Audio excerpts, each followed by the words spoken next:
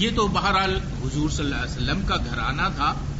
حضور صلی اللہ علیہ وسلم کے گھرانے میں تو شرک کا تصور ہی پیدا نہیں ہوتا تھا. لیکن دور جاہلیت میں بھی اس قسم کی بہت سی تصاویر ہوتی تھی کہ جن کے ساتھ شرک کا احتمال ہی نہیں تھا، ہے نا. عام طور پر شرک کا احتمال تو ہو سکتا تھا کہ حضرت مسیح علیہ السلام کی آپ تصویر بنائیں تو شرک کا احتمال ہے، حضرت ابراہیم کی بنا دیں تو شرک کا احتمال ہے، مقدس شخصیتوں کی بنائیں تو، یا وہ کہ جن کے ساتھ توہم پرستی وابستہ ہو گئی ہے، جیسے ہندو معاشرے کے اندر توہم پرستی وابستہ ہو جاتی ہے کہ آپ پھر جیسا آپ نے دیکھا ہوگا نا کہ ہنومان کی تصویر بنا دیں، بندر ماں قابل پرستش ہے. اسی طریقے پر گائے ہے تو گائے کی خوبصورت تصویر ہندو معاشرے کے اندر اگر آپ رکھیں تو آپ نے دیکھا ہوگا، اگر آپ ہندوستان میں جائیں نا تو وہاں خدا فٹ پاتھ پہ بکتے ہیں. ہنسی بھی آتی ہے کہ وہ خدا بھی ہے، لیکن یہ کہ لوگ لے جا کے گھروں میں رکھ کے پھر اس کے سامنے ہاتھ جوڑ کے اسی کی بات، جس کو روپے سوا روپے میں وہ خرید کے لائیں، جس کی ہے ویلیو تو صرف روپے سوا روپے کی ہے نا، 5 روپے 10 روپے کی ہوگی، اس سے زیادہ کی نہیں ہے. لیکن یہ کہ گھر میں لانے کے بعد اگر اس کی طرف کوئی انگلی بھی اٹھا دے تو لڑنے جھگڑنے لگتے ہیں، ہے نا. تو یہ بڑا مسئلہ ہے. تو بہرحال رسول اکرم صلی اللہ علیہ وسلم کے زمانے میں یہ گڑیاں اس قسم کی چیزوں کے دور دور بھی شرک کا، یعنی رسول صلی اللہ علیہ وسلم کے گھرانے کو چھوڑ کر اگر آپ باہر بھی لے جا کر رکھ دیتے، جاہلی معاشرے کے اندر بھی رکھ دیتے، تو کوئی ان چیزوں کی پرستش کرنے کے لیے تیار نہیں. ان کا شرک اور جو تھا وہ تو وابستہ تھا کچھ مقدس شخصیتوں سے. وہ یسوع، بدھ، سوا جو ہیں یہ اس قسم کے بت انہوں نے بنا رکھے تھے. حبول ہو گیا، یہ سارے کے سارے انہوں نے بنا رکھے تھے، ان کے ساتھ شرک کا تصور وابستہ تھا، ان عام چیزوں کے ساتھ نہیں تھا. تو حضور اکرم صلی اللہ علیہ وسلم نے اس پر ناراضگی کا اظہار نہیں کیا. یہیں سے یہ آئیڈیا لیا جا سکتا ہے کہ اگر ایسی چیزیں جو تعلیم اور تربیت کے لیے ہوں، ہے نا. اب یہیں سے آپ دیکھیے کہ ایک میڈیکل کے طالب علم کے لیے انسانی مجسمے کی تصویر ہو سکتی ہے کہ اسے سارا سمجھانا، بتانا کیا اعضاء ہیں، ان کا کیا فنکشن ہے، جی تو اس کی وہاں ضرورت پڑ سکتی ہے. انویسٹیگیشن کے لیے ضرورت پڑ سکتی ہے، جہاں مطلب شرک سے ہٹ کر محض مقصد تعلیم ہے، محض مقصد تربیت ہے، یا محض مقصد ریسرچ ہے. ریسرچ اور تحقیق کے لیے اور علم کو آگے بڑھانے کے لیے ایسی پالیسیاں بنائی جائیں کہ ان سے لوگوں کو آگے بڑھنے کا موقع ملے. تہذیب اور تمدن کو آپ نے آگے بڑھانا ہے، اس تہذیب و تمدن میں بہت سی چیزوں سے فائدہ اٹھایا جا سکتا ہے. تو آج کی اس دنیا کے اندر کیا ہم محض تصویر سے یہ فائدہ اٹھا سکتے ہیں یا نہیں اٹھا سکتے؟ پھر آج کی دنیا کے اندر تصویر نے، پہلے زمانے میں تو صرف جامد تصویر ہوتی تھی، اب جامد ہی نہیں متحرک تصویر بھی ہوتی ہے، متحرک مثال جس کو ہم کہہ سکتے ہیں. تو یہ بہرحال چیزیں ہیں. ایسا محسوس ہوتا ہے کہ اسلامی دور میں چونکہ تصویر کی ہم نے کوئی ہمت افزائی نہیں کی، عام طور پر مسلمانوں میں برا ہی سمجھا جاتا رہا، لیکن چھوٹی چھوٹی اس قسم کی تصاویر تعلیم تربیت اس قسم کے مقاصد کے لیے موجود رہی. چنانچہ مقتدر باللہ کے زمانے میں ایک قاضی مقرر ہوئے اور انہوں نے بغداد کے بازاروں کا معائنہ کیا. ایک مشہور بازار تھا جس میں داوی فروخت ہوتی تھی. داوی کوئی ایسی چیز ہوگی کہ جو مناسب نہیں سمجھی جاتی ہوگی مسلم معاشرے کے اندر، اس بازار کو انہوں نے بند کرا دیا.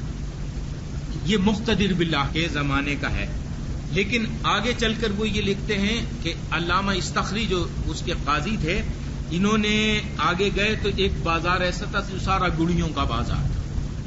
گڑیوں کا بازار بھی انہوں نے دیکھا، اس پر انہوں نے کوئی نکیر نہیں ہے، اس کو بند کرنے کا حکم نہیں دیا. تو گویا داوی جو چیز تھی وہ استعمال ہوتی تھی نبیذ کے لیے، اور نبیذ کی صورت یہ ہوتی تھی کہ بسا اوقات وہ اس کے اندر سکر پیدا ہو جاتا تھا، نشہ پیدا ہو جاتا تھا. اس کو تو انہوں نے بند کرا دیا، لیکن گڑیوں کے اس کو بند کرنے کا حکم نہیں دیا. حضرت انس رضی اللہ تعالی عنہ کی ایک حدیث ہے، اس کے الفاظ یہ ہیں: عن انس کان قرام لعائشہ رضی اللہ تعالی عنہ، حضرت عائشہ کا ایک پردہ تھا، سترت بیتہا، اس کو آپ نے حضرت عائشہ رضی اللہ تعالی عنہ نے اپنے گھر کے دروازے وغیرہ پر ڈالا ہوا ہوگا، گھر کے کسی حصے پر لٹکایا ہوا ہوگا، ہو سکتا ہے روشن دان پر ہو. تو حضور صلی اللہ علیہ وسلم کی نظر جب اس پردے پر پڑی تو حضور صلی اللہ علیہ وسلم نے فرمایا حضرت عائشہ سے، یہ الفاظ اب اہم ہیں: امیطی عنی، کہ عائشہ اس پردے کو تم ہٹا دو مجھ سے، میرے سامنے سے ہٹا دو، میں جب نماز پڑھتا ہوں. فإنہ لا تزال تصاویرہ تعرض لی فی صلاتی، اس کے اندر تصویریں ہیں اور یہ تصویریں میری نماز میں حائل ہوتی ہیں، لہذا نماز کی حالت میں جب میں نماز پڑھتا ہوں تو تم اسے ہٹا دیا کرو. اب لا تزالو کا لفظ دیکھیے آپ، لا تزالو تصاویر تعرض، جب بھی میں نماز پڑھتا ہوں تو میری نماز میں یہ حائل ہوتی ہیں.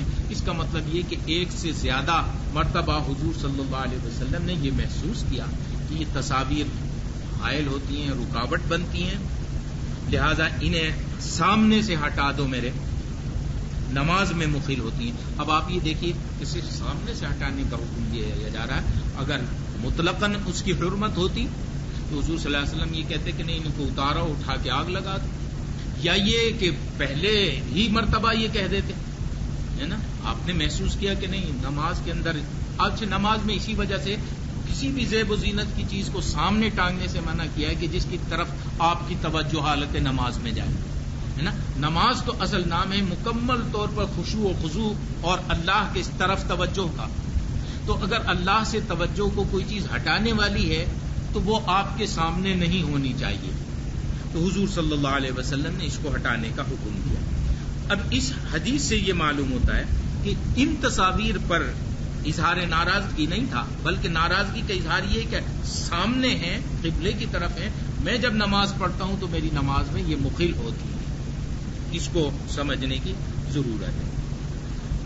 صحیح مسلم کی ایک روایت ہے حضرت عائشہ رضی اللہ تعالی عنہ کی کہ قالت کان لی ستر فیہا تمثال طائر، اس کے اندر ظاہر کر دیا کہ پرندوں کی تصویریں تھیں، اس میں کسی نے بنایا ہوگا، اس میں پرندوں کی تصویریں ہوں گی. وکانت داخل اذا دخل استقبلہ، گھر میں آنے والا جب داخل ہوتا تھا تو سامنے وہ نظر آتا تھا. فقال علی رسول اللہ صلی اللہ علیہ وسلم، تو حضور صلی اللہ علیہ وسلم نے حضرت عائشہ سے کہا حولی ھذا، یہ تم ہٹا دو مجھ سے، دور کر دو اس کو. فانی کلما دخلت فرأیتہ ذکرت الدنیا، جب بھی میں داخل ہوتا ہوں تو دنیا کی یاد تازہ ہوتی ہے. اس سے ایسی چیز ہونی چاہیے جس سے اللہ کی یاد تازہ ہو. تو حضرت عائشہ فرماتی ہیں کہ وہ پردے کو انہوں نے بعد میں ہٹایا. اب یہاں پر بھی حضور صلی اللہ علیہ وسلم نے تصویر کو خاص طور پر پوائنٹ آؤٹ کر کے یہ نہیں کہا کہ اس کے اندر یہ کیوں ہیں، یہ حرام ہے، یا یہ کہ ان کو پھاڑ دیا جائے، جلا دیا جائے. اب پرند عہد جاہلیت میں پرندوں کی کوئی پرستش نہیں. ہندوؤں کے ہاں تو بہت سے پرندے مقدس ہیں، وہاں پرستش ہوتی ہے ہندوستان کے اندر، لیکن دور جاہلیت میں پرندے کی تصویر کا کوئی تصور نہیں تھا، نہ وہ قابل پرستش تھا، نہ وہ مقدس تھا، نہ اس کی کوئی اس قسم کی عبادت کی جاتی تھی. بہرحال حضور صلی اللہ علیہ وسلم نے جب بار بار دیکھا تو اس کو یہ صرف اتنا فرمایا کہ اس کو ہٹا دو، یہاں دنیا کی یاد کی ضرورت نہیں، آخرت کی یاد کی زیادہ ضرورت ہے. یہاں پر بھی صرف ہٹانے کا حکم ہے، براہ راست تصویر پر گرفت کا کوئی حکم نہیں. اب آپ دیکھیے اس حدیث کو لے لیجئے جو حضرت ابو طلحہ رضی اللہ تعالی عنہ کی ہے، کہ جس میں انہوں نے فرمایا کہ لا تدخلوا بیتا فیہ الصور، ملائکہ اس گھر میں داخل نہیں ہوتے جس گھر کے اندر تصویر ہوتی ہے یا جس گھر کے اندر کتا ہوتا ہے. قال بسر، اس پر حضرت بسر رضی اللہ تعالی عنہ نے کہا کہ ثم اشتکا زید بیمار ہو گئے. فعدناہ، ہم ان کی مزاج پرسی کے لیے گئے. حضرت زید رضی اللہ تعالی عنہ بیمار ہوئے، ہم ان کی مزاج پرسی کے لیے گئے. فاذا علی بابہ بستر فیہ سورہ، ان کے دروازے پر ایک پردہ لٹکا ہوا تھا، اس پردے کے اندر تصویر تھی. فقلت لعبید اللہ، میں نے کہا عبید اللہ سے. یہ عبید اللہ کون تھے؟ ربیب میمونہ، حضرت میمونہ رضی اللہ تعالی عنہ کے تربیت یافتہ تھے. ان سے میں نے کہا، اور یہ حضرت میمونہ حضور صلی اللہ علیہ وسلم کی زوجہ محترمہ تھی، کہ الم یخبرنا زید عن الصور یوم الاول. بولا دیکھو تو صحیح، زید نے تو خود ہی ہمیں تو یہ اطلاع دی کہ حضور صلی اللہ علیہ وسلم نے تصویروں سے منع کیا، اور زید کے گھر میں تصویر لگی ہوئی ہے. تو اس پر عبید اللہ جو تھے انہوں نے یہ کہا کہ الم تسمعوا حین قال الا رقما فی ثوب، کہ وہ تصویر جو رقم ہو پردے کے اندر. اصل میں دیکھنا یہ ہے کہ زمانے میں مشرکانہ قسم کی تصاویر کون سی ہوتی تھی. اگر پردے کے اندر کسی نے بنا دی ہے اور پردہ لٹکا ہوا ہے جو آپ کے استعمال میں ہو رہا ہے، تو جو خدا ہے اس کو تو آپ استعمال کریں گے نہیں نا، ہے نا، اس کو تو مقدس جگہ پر بنا کر لگائیں گے آپ، تو اس کی پرستش تو ہوتی نہیں. تو الا رقمن فی ثوبن کا استثناء بھی انہوں نے ذکر کیا کہ یہ استثناء بھی پایا جاتا ہے، لہذا یہ ان میں داخل نہیں کہ جن کو حضور صلی اللہ علیہ وسلم نے حرام قرار دیا. جب اس کو ذکر کیا تو اس کی تائید عبید اللہ نے بھی کی کہ ہاں حضور اکرم صلی اللہ علیہ وسلم نے ایسا فرمایا تھا. اب آپ دیکھیے اس حدیث کے اندر ایک صحابی رسول کے عمل کو بیان کیا گیا ہے کہ وہ تصویر والے پردوں کے اندر کوئی حرج نہیں سمجھتے تھے. عام طور پر یہ یاد رکھیے کہ صحابہ کرام کی یہ کوشش نہیں ہوتی تھی کہ تصویر والی چیز لا کر ٹانگیں. عام طور پر یہ ہوتا تھا کہ دیکھیے کپڑا بافی کا کام جو ہے، کپڑے کے بنانے کا کام یہاں نہیں ہوتا تھا حجاز کے. فتح الباری جو سب سے اہم شرح ہے صحیح بخاری کی، حجر عسقلانی رحمۃ اللہ علیہ کی، انہوں نے اس روایت کو بیان کیا ہے. اور ایک روایت اور بھی ہے، وہ بیان کرتے ہیں کہ انہوں نے ابن عون سے نقل کیا ہے کہ ابن عون نقل کرتے ہیں کہ ایک مرتبہ میں قاسم ابن محمد کے گھر گیا، اور قاسم ابن محمد مکہ مکرمہ کے انتہا میں صبر میں رہتے تھے. ان کا ایک کمرہ جو تھا وہ اچھا تھا. اس میں جب گیا تو میں نے دیکھا کہ وہاں دریائی بلی کی ایک تصویر بھی تھی. اب یہ دریائی بلی کی جو تصویر ہے، یہ تصویر تو ہے نا جاندار کی بھی ہے. یہاں ابن حجر آگے چل کر لکھتے ہیں کہ قاسم ابن محمد مکہ مکرمہ کے اس دور کے اندر سب سے بڑے فقیہ، سب سے بڑے محدث تھے. اپنے دور کے بہترین انسانوں میں بڑے سے بڑے اسکالر سے آپ مقابلہ کر سکتی ہیں، وہ تھے قاسم ابن محمد. اور یہی وہ ہیں کہ جنہوں نے حدیث نمرقہ کو روایت کیا ہے. تو اس سے بھی اندازہ ہوتا ہے کہ ان کے نزدیک وہ حرمت کے والی اس تصویر میں داخل نہیں تھی کہ جس کی حرمت آتی ہے. اب ان روایات کو ہمارے فقہاء نے بھی پیش نظر رکھا ہے. ان کو پیش نظر رکھ کر اب آپ دیکھیے جو ہمارا کلاسیکل فقہاء ہیں، میں بر صغیر کے علماء کی بات نہیں کر رہا، ہمارے کلاسیکل فقہاء ہیں، انہوں نے بہت سی تصاویر کا اپنے طور پر استثناء بھی کیا. اب استثناء کرتے ہوئے انہوں نے یہ کہا کہ اگر کپڑوں کے اندر بنی ہوئی کوئی تصویر ہے تو وہ حرام نہیں ہے، مثال کے طور پر اس کو جائز قرار دیا گیا. ایسی تصویر جو مقام اہانت کے اندر ہو اس کو بھی حرام قرار نہیں دیا ہے. مثلا آپ کا کوئی قالین ہے، قالین پر کوئی تصویر بنی ہوئی ہے تو یقیناً قدموں تلے رند رہی ہے نا. بس اوقات آپ جوتے سمیت وہاں چلے جاتے ہیں، یقیناً کسی خدا کی یا کسی مقدس ہستی کی یا جس کے ساتھ شرک کیا جاتا ہو اس کی وہ تصویر نہیں ہو سکتی.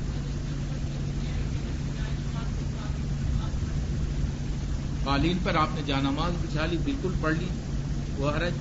تصویریں آپ کی نماز میں حائل نہیں ہوتی، جیسا کہ وہاں حضور صلی اللہ علیہ وسلم نے فرمایا تھا کہ میری نماز میں یہ مخل ہوتی ہیں، انہیں ہٹا دو. اگر آپ یہ محسوس کرتے ہیں کہ نماز میں یہ چیز مخل نہیں ہو رہی تو آپ نے جانماز بچھا لی، کوئی حرج نہیں. لیکن اگر وہ اس قسم کا بنا ہوا ہے کہ آپ کی نماز میں وہ چیز مخل ہو رہی ہے تو وہاں سے ہٹ کر کہیں اور پڑھ لیجیے. اسی طریقے پر پردوں کے اندر اگر کرٹینز کے اندر ہوں تو اس کو بھی وہ جائز قرار دیتے ہیں، مباح قرار دیتے ہیں. ابن سعد رضی اللہ تعالی عنہ کی ایک روایت اور وہ یہ کہتے ہیں کہ حضرت ابو طالب کی وفات پر محمد ابن عقیل بیان کرتے ہیں کہ اپنے والد ابو طالب کی وفات پر انہیں ایک انگوٹھی بھی ملی کہ جس میں کوئی مورتی سی بنی ہوئی تھی. یہ انگوٹھی لے کر وہ رسول اکرم صلی اللہ علیہ وسلم کے پاس آئے تو حضور صلی اللہ علیہ وسلم نے وہ انگوٹھی انہی کو دے دی. اور اس کے بارے میں وہ بیان کرتے ہیں کہ یہ انگوٹھی ان کے ہاتھ میں ہوتی تھی اور بعد میں بھی میں نے یہ انگوٹھی ان کے ہاتھ میں دیکھی.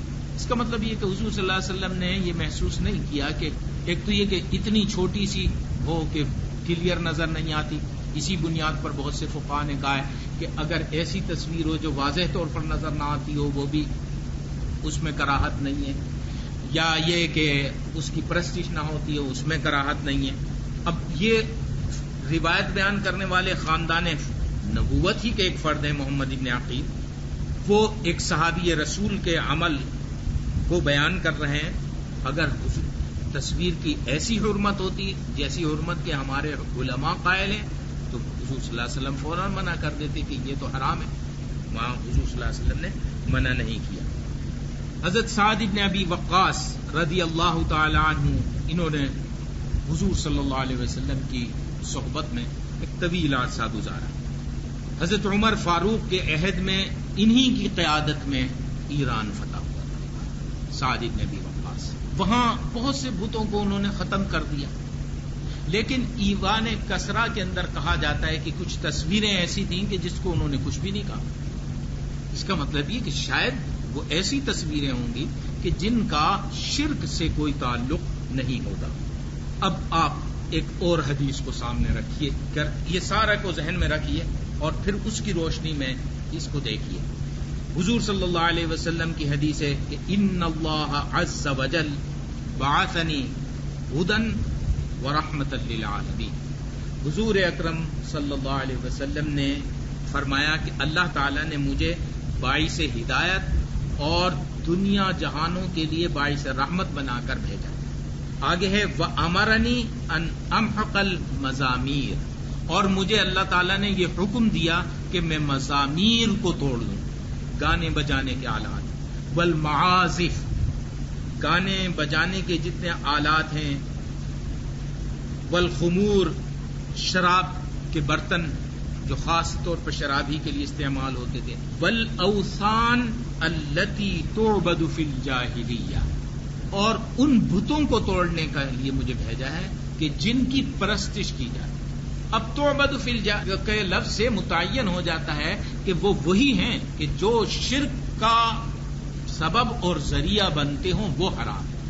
اور اگر کوئی چیز شرک کا سبب اور ذریعہ نہیں بن رہی ہے تو اس کی حرمت کو ہم اس درجے پر نہیں کہہ سکتے کہ جس درجے پر یہاں بیان کیا جاتا ہے. اب آپ دیکھیے کہ انہی کی بنیاد پر ہمارے جو فقہاء ہیں انہوں نے یہ کہا ہے کہ وہ تمام تصاویر جو محل اہانت میں ہوں وہ جائز. آپ نے سڑک پر بنا دی، اگرچہ اسلام میں پسندیدہ نہیں ہے، لیکن فرض کر لیجئے پہلے سے آپ نے کوئی علاقہ فتح کیا، وہاں مال غنیمت میں کچھ چیزیں ایسی آ گئی ہیں، نیچے زمین میں تصویریں بنی ہوئی ہیں، اکھاڑنے کی فرش کو ضرورت نہیں. محل اہانت میں آپ کوئی پرستش نہیں کر رہے، وہ بھی اس کی پرستش نہیں کیا کرتے تھے جی، لہذا انہوں نے بھی ویسے ہی تفریح تباہ کے لیے بنائی ہوں گی، کوئی حرج نہیں ہے. اسی طریقے پر وہ تصاویر بھی ہیں جو فرش میں، قالین پر، بستر پر، لباس پر یا پردے میں ہوں.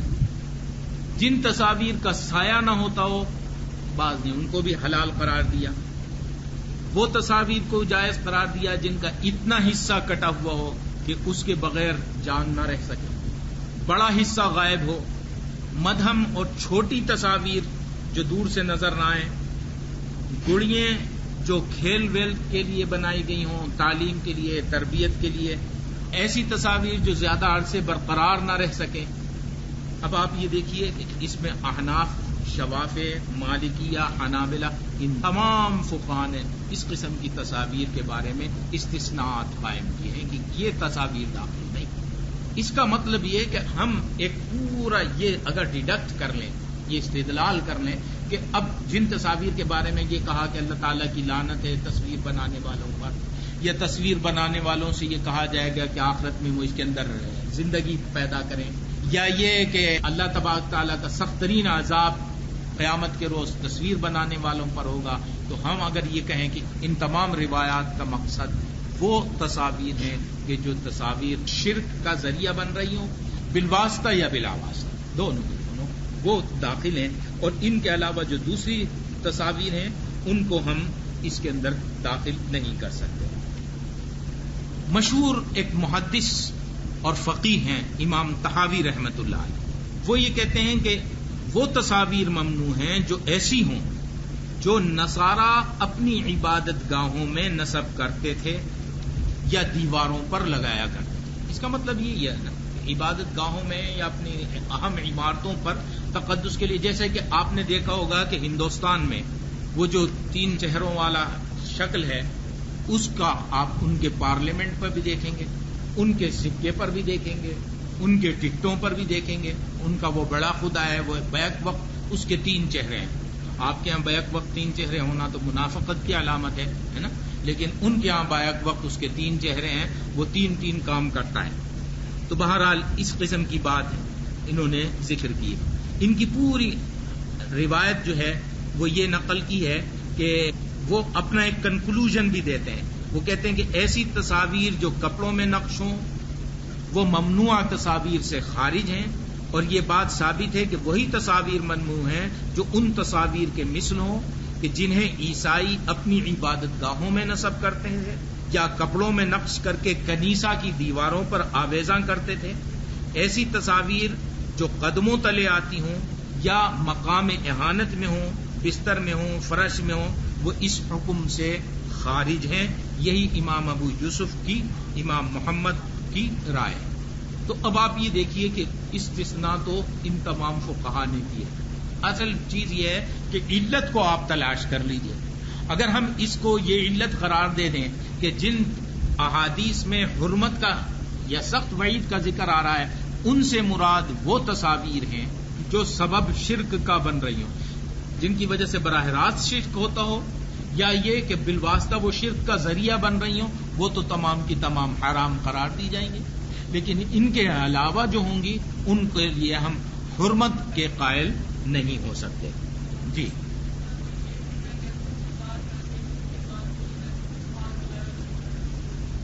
وہ تو تصویر نہیں ہے نا، وہ تو اللہ تعالی ہی کی تخلیق ہے۔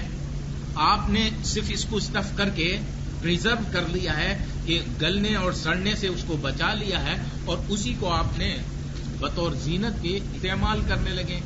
تو آپ بطور زینت کے استعمال کر رہے ہیں، اگر وہ شرک کا ذریعہ نہیں ہے تو ٹھیک ہے، اگر وہ بھی شرک کا ذریعہ ہے تو وہ بھی بت۔ ہندوستان کے اندر آپ یہ دیکھیے کہ دیکھیں شیر بھی خدا ہے، مور بھی خدا ہے، ہنومان یا بندر جو ہے وہ بھی خدا ہے۔ تو اب اس قسم کے جانوروں کا اگر اسٹف کر کے کاروبار ہندوستان میں کیا جائے تو وہ وہاں تو وہ شرک کا ذریعہ ہی بنے گی۔ تو آپ کے ہاں جانور کوئی ہوتا ہوگا جس کا شرک ہمارے یہاں ہوتا ہے نا، ہوتا ہے، میرا تو خیال یہ، مجھے تو کئی دفعہ ایسے شرکیہ افعال، ہو سکتا ہے براہ راست شرک نہ ہوتا ہو، لیکن اس قسم کے شرکیہ افعال اور اعمال کرتے ہوئے میں نے بعض میلے ٹھیلوں میں دیکھنے کا موقع ملا ہے۔ اس قسم کی چیزیں ہمارے یہاں جہالت کی وجہ سے، عام طور پر پڑھا لکھا آدمی تو نہیں کرتا۔ جی ہاں، بہت ساری چیزیں ہیں کہ جس کی وجہ سے ہوتا ہے۔ اب آپ یہ دیکھیے کہ بہت سی غلط چیزیں ہمارے ہاں بھی رواج پا جاتی ہیں۔ یہاں تو مجھے نہیں معلوم، ہمارے ہاں سندھ میں محرم کے موقع پر جب تعزیے نکلتے ہیں تو سنیوں اور شیعہ دونوں ہی شریک ہوتے ہیں، دونوں کا مشترکہ یہ فیسٹیول ہے نا۔ تعزیے سنی نکالتے ہیں، خاص طور پر سندھ میں شیعہ بھی نکالتے ہیں۔ اچھا، اس میں ایک تصور یہ بھی ہے کہ شہدائے جو کربلا تھے بقول ان کے پانی بند کر دیا گیا تھا، وہ پیاس کی وجہ سے مرے، تو ان کی پیاس بجھانے کے لیے پانی اس روز بہانا، اس کے نیچے خاص طور پر تعزیے کے نیچے بڑا باعث ثواب۔ اب یہ تصور پتہ نہیں ان بیچارے شہداء کو اللہ تعالیٰ نے آج تک پانی نہیں مہیا کیا کہ یہاں یہ پانی نہیں بہائیں گے تو ان کی پیاس نہیں بجھے گی، لیکن بہرحال یہ تصور ہوتا ہے. اور بڑے کثرت سے لوگ آتے ہیں، مشق لیے کھڑے رہتے ہیں، ان کا پانی بکتا ہے اور لوگ پیسے دیتے ہیں، اور پیسے ہر ایک اپنی استطاعت کے مطابق، اس لیے کہ امام حسین کی پیاس بجھا رہا ہے، وہ تو اب جب پیاس بجھا رہا ہے تو اس کے لیے 2-5 روپے تو نہیں دے گا، زیادہ سے زیادہ دینے کی کوشش کرے گا. اچھا، ایک اور چیز ہے کہ اس میں مرد اور عورت دونوں کثرت سے ہوں، یہ بھی جہالت ہے. تو مجھے یاد ہے یہ بچپن کا زمانہ تھا کہ تماشا دیکھنے کے لیے جس طرح جاتے ہیں تو ہم بھی تماشا دیکھ رہے تھے، لوگ ڈلوا رہے تھے. تو ایک صاحب نے، خالے کو 25-30 سال پہلے کی بات ہے، 50 روپے کا نوٹ دیا اور اسے کہا کہ ایک مشق پانی ڈال دو، جب اس وقت 2 آنے 4 آنے کی مشق. اور اس کو دیکھ کر ایک اور صاحب نے کہا کہ بڑا ثواب لٹ رہا ہے. تو ایک نوجوان نے کہا کہ نہیں، شباب لٹ رہا ہے. تو اب آپ یہ دیکھیے کہ اس سے اندازہ کر لیجئے کہ اس قدر برائی تھی، فحاشی. نوجوان زیادہ تو اس لیے جاتے تھے کہ کثرت سے خواتین ہیں، ہے نا. اب خواتین ہو سکتا ہے اسی سمجھ سے جاتی ہوں گی کہ وہ یہ سمجھ رہی ہیں کہ باعث عبادت ہے. تو یہ اس قسم کی چیزیں بہت سی ڈیولپ ہو جاتی ہیں ہمارے ہاں. پھر آپ یہ دیکھیے کہ بانس کے تعزیے بنائے جاتے ہیں، تعزیہ بنا کر پھر اس کو 10 کو ٹھنڈا کر دیا جاتا ہے، یا تو دریا میں بہا دیا جاتا ہے، اگر دریا یا نہر ہے تو اس میں بہا دیا جاتا ہے، ورنہ اس کو گاڑ دیا جاتا ہے. اب آپ یہ دیکھیے کہ کتنا قیمتی ہے. لیکن اب آپ یہ دیکھیے اس قسم کی شبیہ بنانا، یہ تو شبیہ ہے نا، انہوں نے شبیہ کسی چیز کی بنائی اور اس کو مقدس قرار دیا. اب اس کو مقدس قرار دینے کے بعد وہاں منتیں مانی جاتی ہیں تعزیے کے نیچے. اس لیے یہ مجھے سب کچھ اس لیے معلوم ہے کہ میں بچپن میں بڑا دیکھنے کے لیے جایا کرتا تھا کہ مائیں عورتیں اپنے بچوں کو لے کر آتی تھیں، وہاں کھڑی ہو کر تعزیے کے نیچے منت مانا کرتی تھی، اس کا نام رکھا کرتی تھی، اور پتہ نہیں کیا کیا ہوتا تھا. تو خواتین کا آنا تو اس لیے ہوتا تھا کہ انہوں نے ساری منتیں جو ہیں وہاں آ کر ماننی ہوتی تھی. تو یہ اس قسم کی چیزیں ہیں کہ جو ڈیولپ ہو جاتی ہیں. تو اس طرح دور جاہلیت کے اندر بھی اس قسم کا شرک ہوتا تھا، ہندوستان کے اندر بھی بے شمار قسم کے شرک ہوتے ہیں. تو یہ مختلف قسم کی شرک کی قسمیں ہیں. ہمیں علم حاصل کرنے کے بعد ان تمام چیزوں کو سمجھنا چاہیے، اور ان چیزوں سے نہ صرف یہ کہ خود اوائڈ کریں بلکہ حکمت اور دانائی کے ساتھ دوسروں کو بھی سمجھانے کی ضرورت ہے. اب آپ یہ دیکھیے کہ جب ہم ان سے یہ استدلال کر لیتے ہیں اور ہم اس کو اگر علت قرار دے دیں تو پھر مسئلہ حل ہو جائے. پھر علماء سب کانٹیننٹ کی طرح، علماء بر صغیر کی طرح یہ کہنے کی ضرورت نہیں رہتی کہ ہر قسم کی تصویر ممنوع حرام. ہم یہ کہیں گے کہ وہ تمام تصاویر جو شرک یا شرک کا سبب بنتی ہیں وہ ساری کی ساری ممنوع ہیں. اچھا، مطلقاً تصاویر کو انکریج کرنے کی بھی ضرورت نہیں، کوئی پسندیدہ چیز نہیں ہے. لیکن اگر ضرورت کے لیے کیا جائے، تعلیم مقصد ہو، تدریس ہو، انویسٹیگیشن ہو، سائنٹیفک ریسرچ اور تحقیق اس کا مقصد ہو، تو کیا ہم اس کو بھی حرام قرار دیں؟ اب سوال یہاں یہ پیدا ہوتا ہے. علماء بر صغیر جو ہیں ان کے نزدیک سب ممنوع.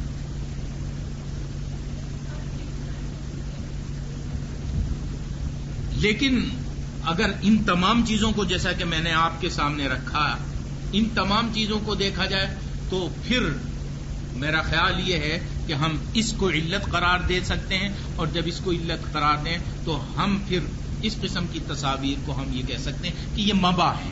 پسندیدہ تو نہیں ہے، لیکن جب ضرورت ہے، جب کوئی اچھا مقصد حاصل کرنا ہو تو آپ ان کو استعمال کر سکتے ہیں.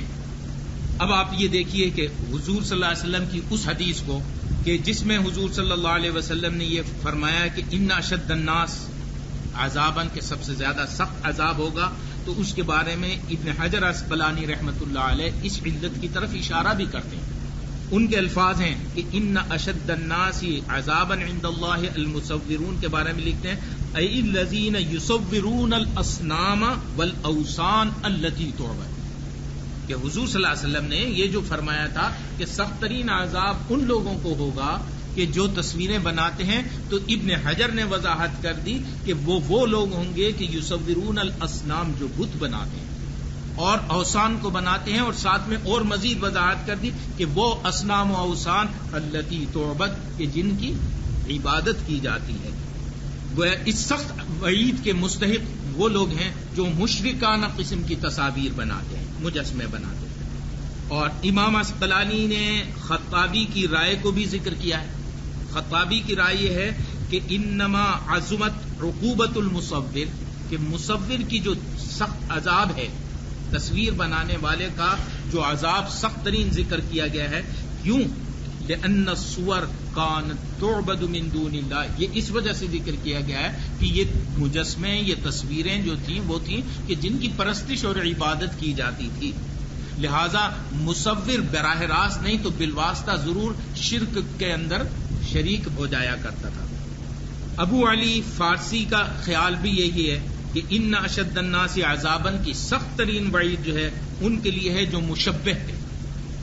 مشبہ وہ لوگ تھے کہ جو اللہ کے ساتھ تشبیہ دیا کرتے تھے کہ کچھ اللہ تعالیٰ ہے، کچھ اللہ کے مثل لوگ ہیں. جیسے ہندوؤں کے ہاں بھی کچھ تصور ہے کہ کچھ اللہ تعالیٰ کے اوتار ہوتے ہیں، اللہ تعالیٰ نے کچھ اختیارات انہیں دے دیے ہیں، لہذا اپنی حاجت روائی ان سے کریں. تو یہ اس قسم کی چیزیں بعض لوگوں کے اندر پیدا ہو جاتی ہیں غیر مسلموں میں جو مشرکین ہوتے ہیں. تو یہ اس قسم کی تصاویر بنا کر اگر کوئی شخص یہ سمجھنے لگے کہ میں بھی اللہ کے مثل ہو گیا ہوں، خدا کی طرح ہو گیا ہوں، خدا بھی تخلیق کرتا ہے، میں نے بھی کوئی چیز تخلیق کر دی، تو ایسا عقیدہ رکھنے والے کو بھی اللہ تعالیٰ سخت عذاب دیں گے کہ ان سے کہا جائے گا کہ اچھا تم اتنا ہو تو میں اس تصویر بنانے سے کام نہیں چلے گا، اس کے اندر زندگی بھی ڈالو، اس کے اندر روح بھی پیدا کرو. اسی طرح حضرت عائشہ رضی اللہ تعالی عنہا کی ایک روایت ہے کہ ان اشد الناس عذابا یوم القیامہ الذین یضاہون بخلق اللہ، کہ قیامت کے دن سخت سے سخت ترین عذاب ان لوگوں کو ہوگا جو اللہ کی مخلوق کی تشبیہیں بنا کر اللہ کا مقابلہ کیا کرتے تھے. گویا ہم بھی اللہ کے مثل ہو گئے، یضاہون بخلق اللہ. تو اب ان لوگوں کے لیے سخت ترین عذاب ہوگا. سب سے سخت عذاب ان لوگوں کو ہوگا جو اللہ کی مخلوق کی تشبیہیں بنا کر اللہ کا مقابلہ کرتے ہیں کہ گویا ہم بھی اللہ کی طرح ہو گئے. ایسا نہیں کرنا چاہیے. کوئی شخص بھی کسی صورت میں اللہ تعالیٰ کی مثل نہیں ہو سکتا. اب یہ سارا کا سارا رکھ کر ہم کنکلوڈ یہ کر سکتے ہیں کہ تصویر کی جو دور جاہلیت میں پہلی اور دوسری قسمیں ہیں، ہم وہ کہیں گے وہ ساری کی ساری حرام. اب دوسرے نمبر پر آ جاتا ہے محض مباح کا درجہ. یہ مباح اس وقت آپ کو الاؤ ہو جاتا ہے کہ جب آپ کو اس کی ضرورت ہو جائے، تعلیم کے لیے ضرورت ہو، تدریس کے لیے ضرورت ہو، اور تعلیمی مقاصد کے لیے، انویسٹیگیشن کے لیے. بڑے پیمانے پر آج کل ساری سائنٹیفک ریسرچ جو ہے اس کا دار و مدار اسی کے اوپر ہونے لگا ہے. تو اس کے یا پیغام رسانی کے لیے، تفتیشی امور کے لیے، انویسٹیگیشن کے لیے، ان تمام کے لیے اگر ان کو استعمال کیا جائے اور ان کا مقصد ہرگز بھی کسی قسم کا شرک وغیرہ نہ ہو تو ان کو ممنوع، حرام قرار نہیں دیا جا سکتا. یہ اصل میں میرا مضمون آج کا نہیں، 19-20 سال پہلے لکھا تھا. اور جب میں نے یہ لکھا تو یہ وہ زمانہ ہے کہ جب مسئلہ تصویر کو فیڈرل شریعہ کورٹ میں چیلنج کر دیا گیا تھا، اور اس میں یہ کہا گیا تھا کہ یہ جو شناختی کارڈ پر تصویر لگائی جاتی ہے اس کو حرام قرار دیا جائے، چونکہ یہ حرام ہے لہذا شریعت کورٹ اس کو حرام قرار دے. تو شریعت کورٹ میں یہ چل رہا تھا، تو شریعت کورٹ میں پیش تو نہیں ہو سکا، لیکن فیڈرل شریعہ کورٹ کے جسٹس آفتاب حسین چیئرمین تھے، چیف جسٹس تھے. انہوں نے اپنے فیصلے کی ساری بنیاد، اس کو بڑا کوٹ کیا انہوں نے، اور اسی کی بنیاد پر انہوں نے فیصلہ کیا اور انہوں نے کہا کہ یہ وہ تصویر نہیں ہے کہ جس کو حرام قرار دیا جاتا ہو. تو جو فیصلہ ان کا شائع ہوا پی ایل ڈی کے اندر بھی موجود ہے، تو اس کو انہوں نے بہت کوٹ کیا ہے اور اس کو اپریشیٹ بھی کیا انہوں نے. تو سارا کا سارا اس کی بنیاد پر. اچھا، یہ ایک سوال ہے کہ تصاویر جو کیمرے سے بنائی جاتی ہیں جن کا مقصد محض تقریب یا عمر کے کسی حصے کی یاد کو محفوظ کرنا ہو تو کیا یہ جائز ہے؟ ٹرینڈ تو اب بہت سے مختلف قسم کے ہو گئے. اب تو ٹرینڈ تصویر کیمرے سے نہیں، اب تو مووی کا ٹرینڈ زیادہ ہو گیا ہے، اور مووی بنانے والا آتا ہے، اس کے پیش نظر خواتین کی تصاویر کو زیادہ فوکس کرنا ہوتا ہے نا. آپ یہ دیکھیے کہ کوئی بھی آپ شادی کی تقریب دیکھ لیجیے، ہے نا، اگر آپ بعد میں دیکھیں تو کوئی نہ کوئی خاتون کے مختلف ایکشن کو وہ بار بار فوکس کر رہا ہوتا ہے. کیوں؟ آخر ایسا کیوں ہو رہا ہے؟ یہ غلط حرکتیں ہوتی ہیں تو ہم کہیں گے جہاں غلط حرکت کی جا رہی ہے. پھر دوسرے یہ، کیا اس تقریب میں ہر خاتون کی طرف سے اجازت ہے مووی بنانے کی؟ یہ ٹھیک ہے، عام طور پر تو خواتین مائنڈ نہیں کرتی، جو مائنڈ کرتی ہیں وہ وہاں جاتی نہیں یا ہٹ جاتی ہیں یا اتنی باحجاب ہوتی ہیں کہ کوئی خاص فرق نہیں پڑتا. لیکن یہ کہ اب عام طور پر تو بہت بن سنور ہی کر جاتی ہیں نا، سارے بناؤ سنگار ہوتے ہیں، پھر ان کو بالکل اجنبی مرد بیٹھ کر دیکھتے ہیں، بہت سے مختلف افراد. تو یہ تو ایک ذریعہ برائی کا ہی بن رہا ہے. تو اس کو تو ہم یہ نہیں کہہ سکتے کہ کوئی جائز چیز ہے. تو اس کو ڈسکریج کرنا چاہیے. اس میں بلا وجہ اسراف بھی ہے، پیسے بلا وجہ خرچ ہیں، اس میں فحاشی بھی ہوتی ہے، اس میں بے حجابی بھی ہوتی ہے. یہ ساری کی ساری چیزیں اس کے اندر داخل ہیں. اب رہا محض کیمرے سے کسی وقت ایسے ہی یادگار کے طور پر ایک آدھ تصویر لے لینا کسی وقت کی، اس میں کوئی حرج بھی نہیں ہے، اس کو ہم حرام نہیں قرار دے سکتے. لیکن اس کو ایک ہابی بنا لینا یہ کوئی پسندیدہ چیز بھی شریعت کے اندر نہیں. اچھا، مووی بنوانا جائز ہے یا ناجائز ہے؟ اگر ایک ایسی ہی محفل ہے جو مشترکہ ہے، ایک تو ہوتا ہے نا کہ ایک علمی پروگرام ہو رہا ہے، ایک علمی پروگرام کا آپ نے بنا لیا ہے، ایسے میں کوئی حرج بھی نہیں ہے، کوئی کانفرنس ہو رہی ہے، اصل مقصد اس میں اس پروگرام کو محفوظ کرنا ہوتا ہے، وہ اس میں کوئی حرج نہیں ہے. اس قسم کا مقصد تعلیم ہوتا ہے.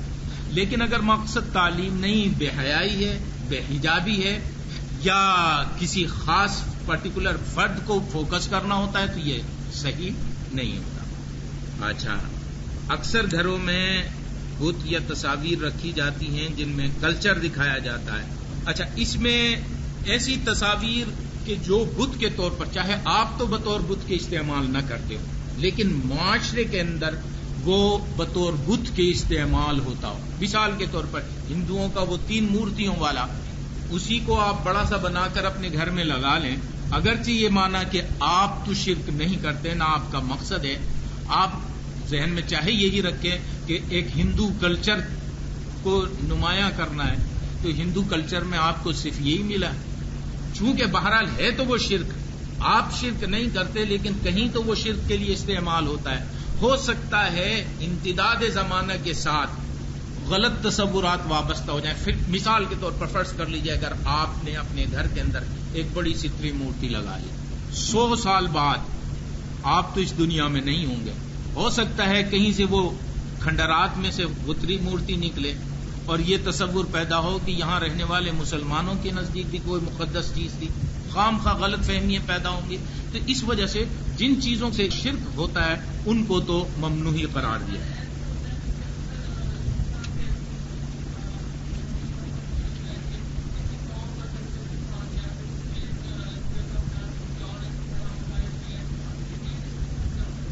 ہاں، اس قسم کا ہے. اگر اس قسم کے کلچر کو دکھانا، اس قسم کی تصاویر گھروں کے اندر لگا لینے میں تو کوئی حرج نہیں، جس میں محض تصویر ہی ہو، زیب و زینت ہو.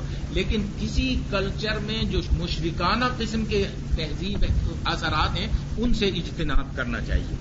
نمبر 4 ہے، جب انسان مر جاتا ہے تو اس کے لواحقین تصاویر اتار لیتے ہیں محض اس کی یاد کو محفوظ رکھنے کے لیے. اب مر جانے کے بعد تصویر کو اتار لینا کی کوئی میرا خیال ضرورت ہی نہیں ہے. اب تو بہرحال دنیا سے چلا گیا ہے، کو پسندیدہ چیز تو نہیں ہے اس کے لیے.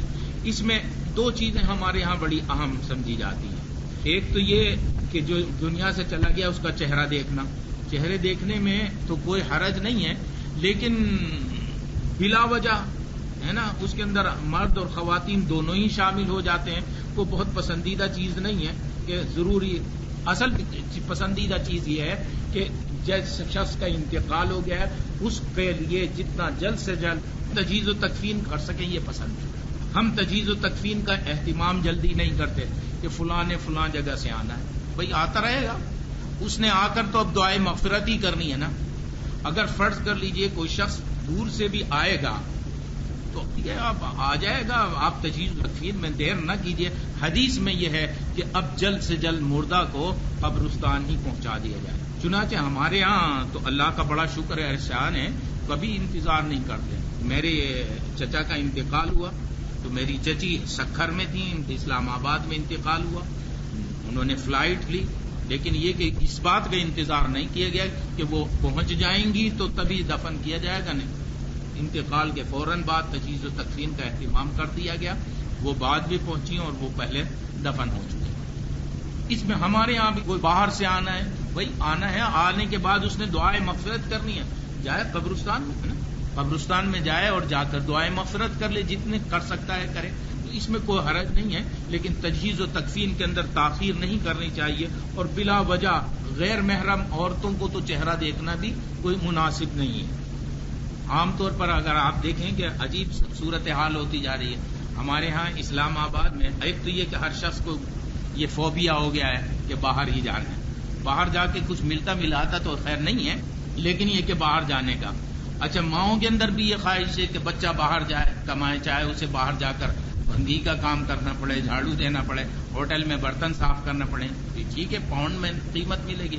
پاؤنڈ آج کل تو 100 روپے کا ہے جی، تو 10 پاؤنڈ بھی ملتے ہیں تو بہت پیسے ملتے ہیں، اتنے یہاں نہیں ملیں گے. لیکن یہ کہ ماں باپ سے الگ ہو کر رہتا ہے. اب آپ دیکھیے، ماں باپ بچپن میں بچے کو پالتے ہیں، پرورش کرتے ہیں، اس کی تربیت کرتے ہیں، نوجوان ہو کر بڑی آرزوؤں اور تمناؤں کے ساتھ باہر بھیج دیتے ہیں. باہر جانے کے بعد وہ عام طور پر، اب آپ دیکھیے ماں باپ کو جو ضرورت ہے وہ تو فزیکل پریزنس کی ہے نا. وہاں سے آپ پیسے بھیج دیں تو وہ اتنی اہمیت نہیں رکھتے. آپ یہ دیکھیے کہ اسلام آباد میں ایک بہت بڑا آپ کو حصہ ملے گا، بوڑھا اور بوڑھی دو رہتے ہیں کہ جی بچے کہاں ہیں، سب باہر ہیں. اب وہ بچے باہر ہیں، ایک عجیب خوف کی سی زندگی گزارتے ہیں، نہ ان کی کوئی لک آفٹر کرنے والا ہے، بیمار ہو جائیں بس ٹھیک ہے جی پیسے آ جائیں گے وہاں سے. خالی پیسوں کو کیا کرتا ہے، پیسہ تو اہم نہیں، اصل فزیکل ریلیشن شپ ہے جی، وہ امپورٹنٹ ہے. کہ ٹھیک ہے وہ 5 سال بعد کسی نے ایک چکر لگا لیا، ورنہ بس یہ کہ ٹھیک ہے ماں باپ بوڑھے ہیں، ٹھیک ہے کمفرٹ آپ کو حاصل ہے، ساری آسائش حاصل ہے، اچھا مکان حاصل ہے، صورت کارپیٹنگ ہے جی، گاڑی بھی ہے، کتا بھی آپ نے رکھ لیا ہے، اس لیے کہ اب آپ کو تو کوئی تو ذی روح چاہیے نا وہاں. اب بچے تو نہیں ہیں تو کتے ہی چاہیے، پھر وہاں کتے پالنے پڑتے ہیں، بلیاں پالنی پڑتی ہیں، ان سے پیار کرنا پڑتا ہے، بالکل یورپ کی طرح. تو یہ اس قسم کی چیز ڈیولپ ہو رہی ہے. تو یہ اور اس سے جو ایک سائیکولوجیکل افیکٹ ہوتا ہے وہ بھی انسانوں کے اندر پیدا ہو رہا ہے کہ جب بچے ہوتے ہیں ساتھ وہ رہتے ہیں، ان کے ساتھ انٹریکشن ہوتا ہے اور انسان کی ایک تسکین ہوتی ہے اپنے بچوں کے ساتھ رہ کر، وہ چیز نہیں ہو پا رہی. تو بہرحال اس قسم کی بہت سی خرابیاں پیدا ہوتی ہیں. اچھا، دلہا دلہن یا بچوں کی تصاویر بڑے سائز میں فریم کرا کر دیواروں پر یا میز پر سجانا عذر اسلام کیسا ہے کہ ایسے کمروں میں نماز ادا کی جا سکتی ہے؟ یہ دیکھیے، یہ میرے خیال ہے کلیئر ہو ہی چکا ہوگا کہ فی نفس ہی اس قسم کی چیزیں کو پسندیدہ نہیں ہے. ڈیکوریشن کے لیے نہیں، کوئی بامقصد ہو، کوئی تعلیم ہے، کوئی تربیت ہے، کوئی سائنٹیفک ریسرچ ہے، تحقیق ہے، اس کے لیے ہو. محض چلیے ایک یادگار کے طور پر ہے، آپ نے بنا بھی لی تو رکھ لیجئے. اب اس کو باقاعدہ ڈیکوریٹ کرنا، یہ اسلامی ثقافت میں تصاویر سے ڈیکوریٹ کرنا کبھی بھی پسندیدہ نہیں سمجھا گیا، اس لیے اجتناب ہی کرنا چاہیے. فائن آرٹس میں زیادہ تر مجسمے بنوائے جاتے ہیں، ان کا کوئی مقصد تو نہیں، پھر کس حد تک اجازت ہے؟ دیکھیے، ہر قوم کا آرٹ اس کی تہذیب اور روایات کے ساتھ ہم آہنگ ہوتا ہے. مسلمانوں کی اپنی تہذیب اور مسلمانوں کی اپنی روایات رہی ہیں. مسلمانوں کے لیے فائن آرٹس کیا ہو سکتا ہے؟ اب تو ہم نے جو تصور مغرب والوں نے فائن آرٹس کا دے دیا، ہم نے وہ تصور لے لیا. حالانکہ مسلمانوں کے یہاں فائن آرٹس کا تصور تو بڑا لطیف تھا. آج بھی اگر آپ فن خطاطی کو دیکھیں مثال کے طور پر، تو فن خطاطی میں مسلمانوں نے اس کو اتنا عروج پر پہنچایا ہے. اور آپ یہ دیکھیے کہ آپ کے ہاں تو بعض بادشاہ اور حکمران فن خطاطی کے نہ صرف ماہر رہے ہیں بلکہ موجد رہے ہیں. مثلا بابر جو ہے وہ ایک مخصوص خط کا موجد بھی ہے جو خط بابری کہلاتا ہے. تو یہ اس قسم کے فن ہیں کہ ہم نے ان کو تو ترک کر دیا کہ جس کے اندر ایک لطیف پیرائے میں ایک بڑا خوبصورت میسج بھی ہوتا ہے، ان کو چھوڑ دیا. اب مجسموں کی طرف آ گئے ہیں ہم، تو ہم نے دوسروں کی چیز کو بغیر سوچے سمجھے اپنا لیا. آپ کو تو وہ فائن آرٹ ڈیولپ کرنا چاہیے جس کی روایات آپ کی اپنی روایات میں پائی جاتی ہوں، جس کے روٹس آپ کی تہذیب میں، آپ کے تمدن میں، آپ کی روایات میں پائے جاتے ہوں. لہذا غیروں کا جو فائن آرٹ ہے، معلوم نہیں وہ فائن ہے یا کثیف ہے نا.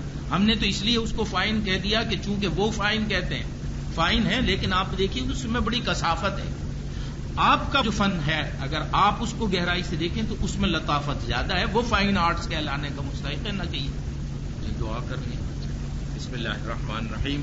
الحمد للہ رب العالمین والعاقبۃ للمتقین والصلاۃ والسلام علی افضل الانبیاء والمرسلین وعلی آلہ واصحابہ اجمعین. اللهم لك الحمد كما ينبغي لجلال وجهك وعظمة سلطانك. اللهم ربنا آتنا في الدنيا حسنة وفي الآخرة حسنة وقنا عذاب النار. اے اللہ ہماری خطاؤں غلطیوں کو معاف فرما دے. اے اللہ ہمیں علم کی دولت سے مالا مال فرما دے. یا اللہ علم کے مطابق عمل کی توفیق بھی عطا فرما. یا اللہ ہماری سوچ اور فکر میں اگر ہم سے کوئی خطا اور غلطی ہو گئی تو معاف فرما دے. یا اللہ صحیح علم کی طرف ہمیں توفیق عطا فرما. یا اللہ صحیح علم کی طرف رہنمائی عطا فرما. یا اللہ حضور اکرم صلی اللہ علیہ وسلم کی اطاعت اور اتباع کی توفیق عطا فرما. یا اللہ ہمارے ملک کے حالات کو بھی بہتر بنا دے. یا اللہ تو ہماری مدد فرما اور غالب فرما. وصلی اللہ تعالی علی خیر خلقہ محمد